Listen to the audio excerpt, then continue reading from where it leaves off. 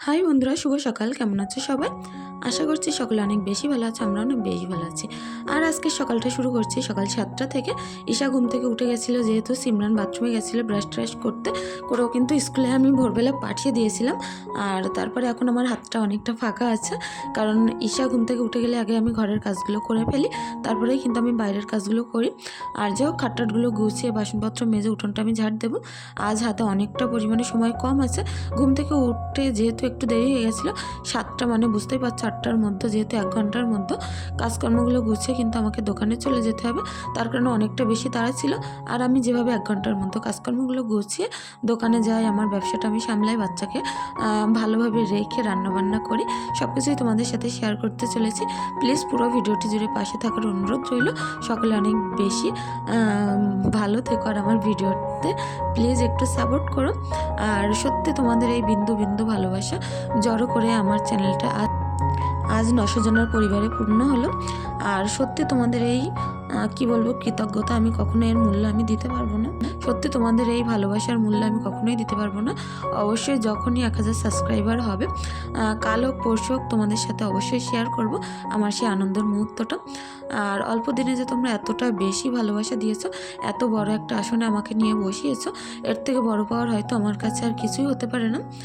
আর দেখো, এখন আমি সকালবেলা বিছনার চাদর টাদরগুলো গুছিয়ে খাটটাট পরিষ্কার করে বাসনপত্র মেজে উবুর করে এখন মুরগিদের ফার্ম থেকে ডিম নিয়ে ঘরে চলে যাচ্ছে এদেরকে খেতে দিয়ে।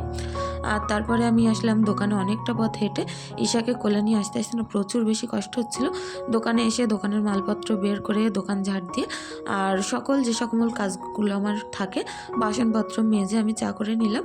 চাটা খেলে মাইন্ডটা একটু ফ্রেশ হয়ে গেল। তারপরে আসলাম 11টার দিকে। সিমরান যেহেতু স্কুল থেকে বাড়িতে চলে এসেছিল, ওর অনেকগুলো জামা কাপড়, স্কুল ড্রেস যেগুলো ছিল সবগুলো আমি কেচে পরিষ্কার করে দিয়েছিলাম আসতে না আসতেই, কারণ এখন একটু দোকানে ভিড়টা কম ছিল।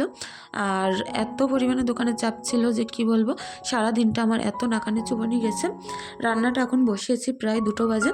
আর ভাতটা বসিয়ে দিয়ে ডালটা ওদিকে আমি আগে সিদ্ধ বসিয়ে দিয়েছিলাম, দিয়ে একে একে পেঁয়াজ, আদা, রসুন আর ভোলা মাছ কেটে নিয়ে এসেছি। আর দেখো, এখন একটুখানি আম দিয়ে দিলাম ডালের মধ্যে। আজ একটুখানি এই প্রথম গরমে, এখনও গরম পড়িনি তেমনভাবে, তবে আজ প্রথমই আমডাল করে খাবো। প্রথম না, আমডাল খেতে প্রচুর বেশি ভালো লাগে। আর এটা যদি ছোট ছোট আম হতো, আমের গুটি, তবে এর সেন্টটা, গন্ধটা আরও বেশি ভালো হতো। যাই হোক, এখন আমি আমডালটা সুন্দর করে নিচ্ছি। ডাল সিদ্ধ হওয়ার পরে আমগুলো দিয়েছিলাম নুন হলুদ দিয়ে ঘুটে। এদিকে আমি এই এটার ভিতরে, কেটলিটার ভিতরে কিছুটা লাল আলু ঈশার জন্য সিদ্ধ করতে দিয়েছিলাম। এগুলো কিন্তু পুরো সিদ্ধ হয়ে গেছে, তুলেও নিয়েছিলাম। তারপরে ডালটা সুন্দরভাবে গলে গেলে এদিকে আমি ভালোভাবে বসিয়ে দিয়ে একটুখানি ফুটিয়ে নেব। আর তার মধ্যে ছোটো সসপ্যানের মধ্যে আমি পেঁয়াজ লাল লাল করে ভেজে, যেহেতু টক ডাল ছিল এর মধ্যে আলাদা আর কিছু দেবো না, সিদ্ধ হওয়ার টাইমে একটুখানি আদা রসুন দিয়েছিলাম। আর এখন পেঁয়াজগুলো সুন্দর করে লাল লাল করে ভেজে ডালে ফোড়নটা দিয়ে দিলাম। তারপরে মাছগুলো, ভোলা মাছগুলো যেহেতু আমি কেটে রেখে দিয়েছিলাম, এখন একটু নুন হলুদ মাখিয়ে সুন্দর করে ভাজা ভাজা করে নেব। আর আজ করব বেগুন, টমেটো, আলু আর ভোলা মাছ দিয়ে একটা ঝোল করব। আর যেহেতু টক ডাল হয়েছেই, ভাতটা কিন্তু তোমাদের আগেই দেখালাম, ভাতটা আগে আমি করে নিয়েছিলাম। যাই হোক, এখন সুন্দর করে মাছগুলো ভেজে ডালটা অন্য একটা পাত্রে ঢেলে নিয়ে, এই কড়াটা আমি ঢেলে নিয়ে এর মধ্যে কিন্তু বেগুন তরকারিটা এখন আবার বসাচ্ছি। আর তেল গরম হয়ে এলে পেঁয়াজ কুচি দিয়ে দিলাম। নর্মালি যেমন রান্না করি তেমনই করছিলাম, তবে এই রান্নাটা না করতে করতে আমার যে কতবার উঠতে হয়েছে, কারণ দোকানে বারবার লোকজন আসছিল, মাল দিচ্ছিলাম ঈশাকে কোলে নিয়ে নিয়ে, অনেকটা বেশি বিরক্ত অনেক সময় হয়ে যেতে হয়। এমন কিছু সময় আসে, কি বলবো, বিরক্ত হলেও করার কিছু থাকে না, কষ্ট হলেও কিন্তু কাজগুলো আমারই করতে হয়, আমার কাজ কেউ তো আর করে দেবে না। আর এদিকে রান্না টান্নাগুলো সুন্দর করে সম্পূর্ণ হতে না হতেই দোকানে চলে গেলাম। তার মধ্যে কিন্তু আমি মাঝখানে স্নানটা সেরে এসেছি, কারণ যেহেতু 3টে বাজবো হয়ে গেছে, আমার রান্নাটা এখনও কমপ্লিট হয়নি। আর এখন স্নানটা করে এসেই বাকি যে রান্নাটুকু বাকি আছে সেগুলো কমপ্লিট করে ফেলবো। তার মধ্যেও কিছুটা সেলসম্যান মাল দিয়ে গেছিলো, সেগুলো সুন্দর করে আমি বাঁধিয়ে নিয়েছিলাম। আর কিছুটা মাল লেখার বাকি ছিল খাতার মধ্যে, সেগুলো আমি লিখে নিয়ে, প্রত্যেকটা জিনিসপত্র এদিক ওদিক হয়ে গেছিলো।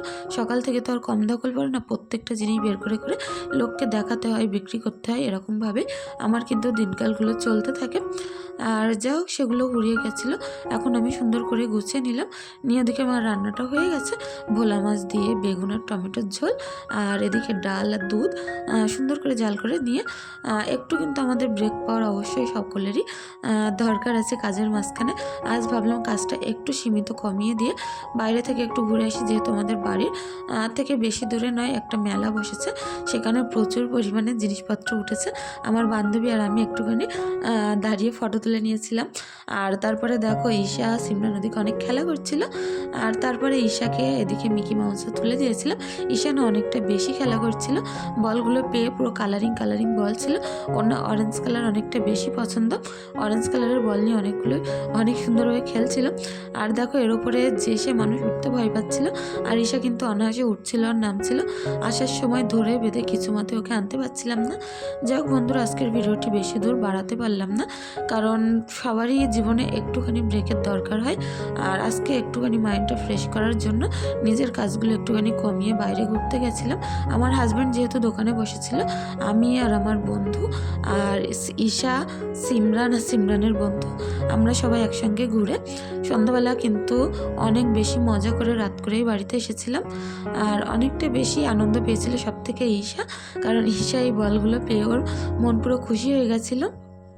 যাই হোক, আমার ভিডিওটি কেমন লাগলো প্লিজ কমেন্টের মাধ্যমে জানিও। আর অবশ্যই চেষ্টা করব অন্য দিন আরও নতুন ব্লগ নিয়ে, সুন্দর ব্লগ নিয়ে তোমাদের সামনে আসার জন্য। আর অনেক বেশি আমি কাজকর্ম করে থাকি, আজকে একটুখানি কম করলাম, তার জন্য প্লিজ ক্ষমা করে দিও। আর পরবর্তী ভিডিওটি নিশ্চয়ই অনেক সুন্দরভাবেই আনবো, সকলে একটু পাশে থেকেও সাপোর্ট করো। আর আমার 1000 সাবস্ক্রাইবার যে সেলিব্রেশনটা অবশ্যই তোমাদের সাথে শেয়ার করব, তেমন কিছু হয়তো না করতে পারলেও যখন 1000 সাবস্ক্রাইবার পূর্ণ হবে তোমাদের সাথে সেই আনন্দের মুহূর্তটা আমি সঙ্গেই ভাগ করে নেব। আর আজকের ভিডিওটি আর বেশি দূর বাড়াবো না, প্লিজ সকলে অনেক বেশি ভালো থেকো, সুস্থ থেকো, আর আমাদের জন্য একটুখানি দোয়া করো। ঈশা যেহেতু অনেকটাই ছোট ছিল, তার কারণে যে ছেলেটা ছিল এই যে এখানে যে ছেলেটা কাজ করছে, ওনা বারবার কোলে করে ঈশাকে তুলে দিচ্ছিল, নামিয়ে দিচ্ছিল, আর এতে বসাচ্ছিল ওতে বসাচ্ছিল। যাই হোক, ভিতরে বাচ্চাদের এই জিনিসটা আমার অনেক বেশি ভালো লেগেছে। এটা আমি কোনো জায়গায় গিয়ে, কোনো মেলায় গিয়ে তেমনভাবে দেখিনি, এখানে এই প্রথম দেখলাম। আর বাচ্চা কাচ্চার কিন্তু মাঝে মধ্যে এরকম একটুখানি ওদেরও মাইন্ডটা ফ্রেশ হয় যখন বাইরে একটুখানি ঘুরতে নিয়ে যায়, এমন খেলা করার একটু সুযোগ সুবিধা আমরা করে দেই। আর সকলেরই উচিত আমাদের বাচ্চা কাচ্চাদের নিয়ে একটু ঘুরতে বেরোনো, এরকম একটু সময় দেওয়া, টাইম স্পেন্ড করলে ওদের মনটাও কিন্তু অনেক বেশি খুশি হয়ে যায়।